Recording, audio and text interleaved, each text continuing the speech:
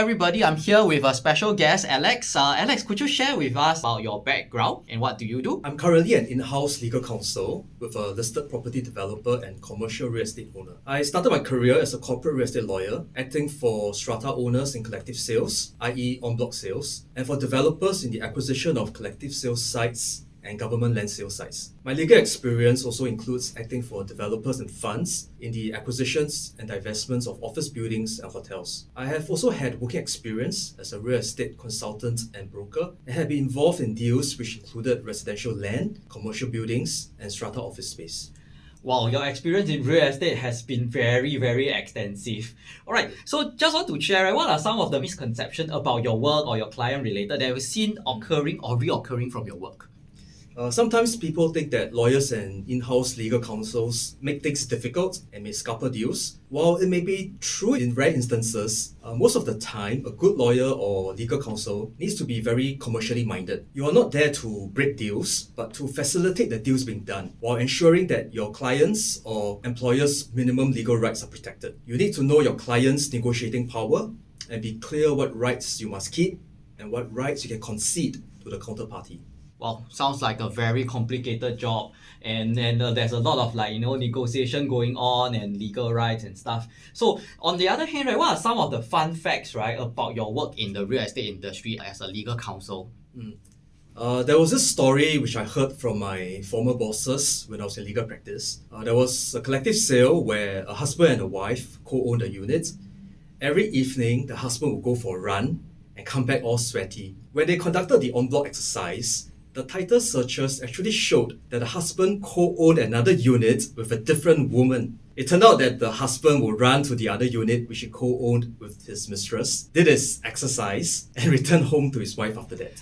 Wow, this is very interesting, but I definitely hope that we are not that kind of husband, right, Alex? Yep. Alright, so what fascinates you most about the real estate industry?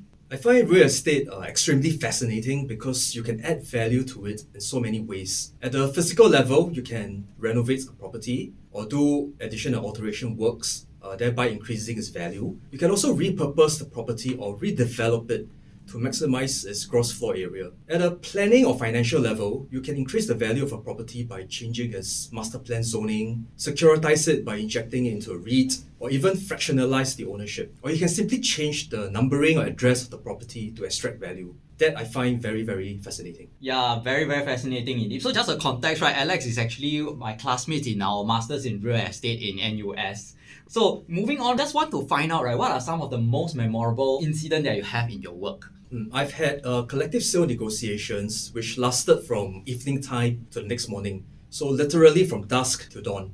Very tiring for the developers' representatives, collective sale committee, both sets of lawyers and the marketing consultants, but also very worth it. At the other extreme, I've done smaller en-blocs where 80% of the owner's signatures were obtained within a couple of hours. Very efficient. Alright, side note, since you mentioned very worth it, right? Are you talking about, a monetary sense, or are you talking about, fulfillment sense, or actually both? Let's be honest. Both. Wow, very honest there, Alex. Okay, so what are some of the changes, right, that you have seen in real estate industry since you have been in the industry for how many years, may I ask? All in about 18 years. Wow, 18 years. What are some of the changes that you see happening or you think it's happening? Digitalization and technology has disrupted all sectors, and real estate and law are no exceptions. PropTech has changed the way we market and sell properties, and legal tech has changed the way lawyers handle the conveyancing process and record keeping. There is no running away from digitalization, and everyone in the real estate industry must adapt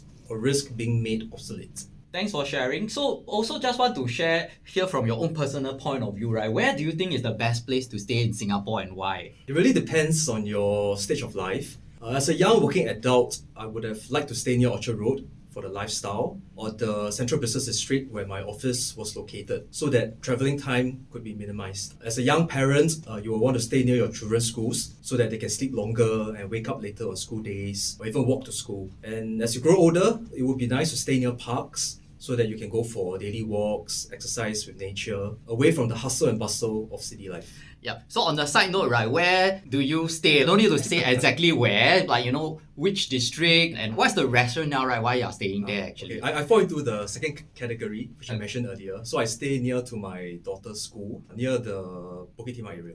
Okay. I shan't ask you for too much details on this. Alright, we are classmates, right? So what is your impression of, me? And what is your most memorable incident that you have with me? I know Derek from doing my Master of Science, Real Estate from NUS. He's a wonderful presenter with a knack for excellent storytelling. In particular, I enjoyed our module on Asian real estate markets and field study, where Derek, myself, and our classmates, we had a 1-week field trip to Seoul and Busan in South Korea.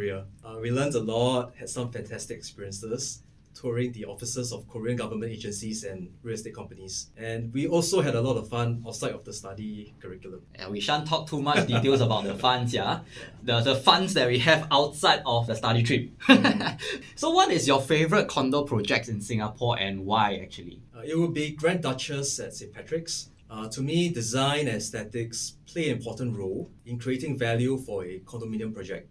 Grand Duchess won the URA Architectural Heritage Award in 2010 for the wonderful restoration of 2 Victorian-style British colonial bungalows, one of which is now the condominium's clubhouse. So the site planning and incorporation of the new residential blocks with the conserved colonial bungalows was very sensitively and beautifully done. The blending and the juxtaposition of the new modern buildings with the architectural heirlooms is simply a sight to behold. Wow, so are you planning to move over there soon or that will be your retirement plan? Unfortunately, my daughter doesn't study in the East. Maybe a retirement home, yes. Maybe. Okay, thank you Alex for your time. I hope you guys enjoy yourself and learning a bit more about real estate from the angle of a legal counsel from a property developer point of view. Alright, that's all from us today. Thank you very much.